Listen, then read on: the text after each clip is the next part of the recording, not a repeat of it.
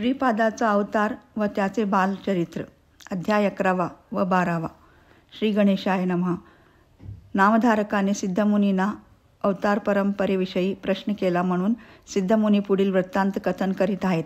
श्री गुरुच्या उपदेशाप्रमाणे शनिप्रदोषी श्री शंकराची पूजा करण्याचे व्रत धारण केलेल्या अंबिका नावाच्या स्त्रीची कथा पूर्वी सांगितली आहे. ती देहावसना ठेवून मरण पावली. ती करंजनगरामध्ये विप्रकुळामध्ये जन्माला आली.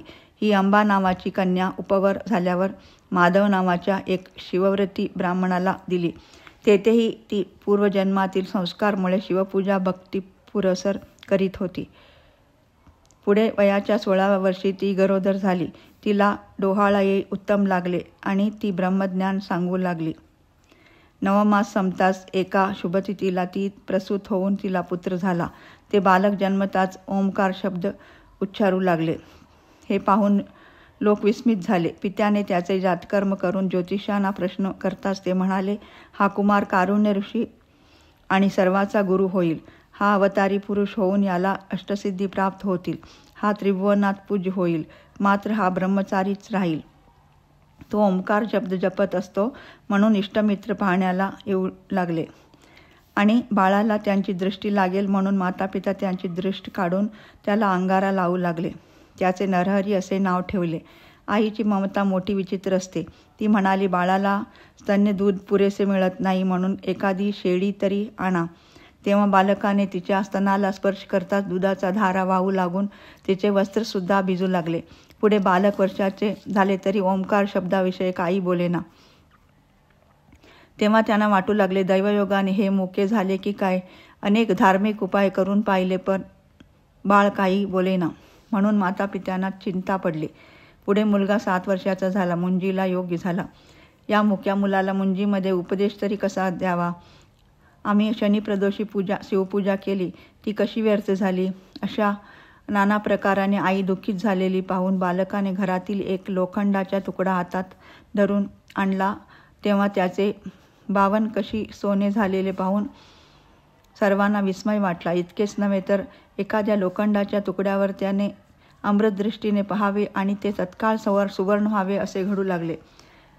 पण मग पुत्राला आलिंगन देऊन मातापिता म्हणाले, बाळा तुझे बोबडे बोल कधी ऐकू असे आम्हाला झाले आहे. बाळाने खुणेने सांगितले की आपल्या गळ्यात यज्ञोपवीत घालून मौजीबंधन केले की आपण बोलू लागू. मातापित्यांना संतोष झाला. त्यांनी व्रतबंधाची संपूर्ण तयारी केली. चतुर्वेदी ब्राह्मण बोलाविले. पुष्कळ द्रव्य खर्च केले. विधियुक्त मौजीबंधन करून त्याला मंत्रोपदेश दिला. कुमाराला गायत्री मंत्र दिल्यावर मातेने त्याला भिक्षा घातली. तेव्हा ही भिक्षेच्या वेळी त्याने तिन्ही वेदांचा उच्चार केला. तेव्हा समस्त सभा विस्मित झाली. इकडे तो कुमार आईला म्हणाला, माते तू भिक्षा मागण्याचा उपदेश केलेस तेव्हा तुझे बोल मिथ्या कसे होतील. मला निरोप दे. आम्ही ब्रह्मचार्याने भिक्षा मागून वेदाभ्यास केला पाहिजे. ते शब्द ऐकून मातेला मूर्छा आली. नंतर तिने पुष्कळ शोक करून आपल्या पुत्राला आलिंगन देऊन त्याची कृपा भाकली. तेव्हा बालकाने तिला ब्रह्मज्ञान सांगितले आणि तिच्या मस्तकावर कर ठेवताच तिला पुनर्जन्मीचे स्मरण झाले. त्यांनी तिला आशीर्वाद दिला की तुला आणखी 4 पुत्र होतील. ते तुझी सेवा मनोभावे करतील. आम्ही तर संन्याशी संसारापासून अलिप्त असे तीर्थयात्रा करीत हिंडत राहणार.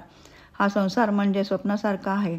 इत्यादी तत्त्वज्ञान ऐकून मातेने त्यांना नमन केले आणि बोलली, तू निरोप दिलास की मला 4 पुत्र होतील, पण माझे मन फार हळवे झाले रे. एखादा पुत्र होईपर्यंत तू आमच्या जवळ राहावेस, नाहीतर मी प्राण देईन बघ. तेव्हा श्री गुरु हसून म्हणाले, तुला 2 पुत्र होतील तोपर्यंत 1 संवत्सरपर्यंत तुझ्या घरी मी राहतो. मग मात्र तू मला आज्ञा दिली पाहिजेस. पुढे 1 वर्षपर्यंत विद्वान लोक त्यांच्याकडे विद्याभ्यास शिकण्याकरता येऊ लागले. त्यांनी 4ही वेद सांगितले. हे पाहून नगर लोक विस्मय करू लागले. पुढे मातेला अतिसुंदर जुळे 2 पुत्र झाले. ते बालक 3 महिन्याचे झाल्यानंतर श्री गुरु तिच्या जवळ जाऊन बोलले, माते तुला आणखी 2 पुत्र व 1 कन्या होईल व तुम्ही सुखामध्ये नांदाल. आता मला निरोप दे. मातेने त्याच्या चरणावर मस्तक ठेवले आणि ती म्हणाली, आता आमची काय गत होणार बाबा. तुझे दर्शन कधी होईल. तेव्हा ते बोलल्या, तुम्ही माझे स्मरण केले की मी यायला तयार आहे. तुम्ही जन्मांतरी प्रदोष पूजा केली. तुम्हाला आता कधी दैन्य येणार नाही. तू शंकराची आराधना केलीस आणि आमचा अवतार करविलीस.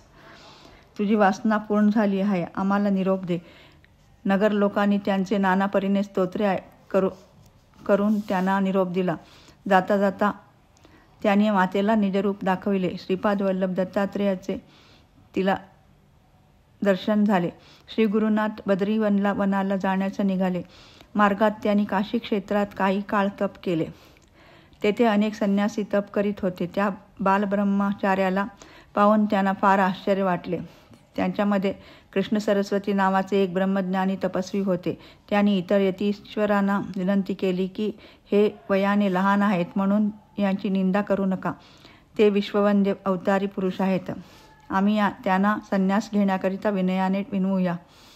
अशा रीतीने गुरुनाथांनी संन्यास मार्ग स्थापन करण्याकरिता चतुर्थ आश्रमाचा स्वीकार केला आणि नरसिंह सरस्वती या नावाने त्याची ख्याती झाली. त्यांनी अनेक तीर्थक्षेत्रे हिंडून ब्रह्मज्ञानाचा उपदेश केला. अध्याय 11-12 समाप्त. श्री गुरु दत्तात्रेयार्पणमस्तु. शुभम भवतु.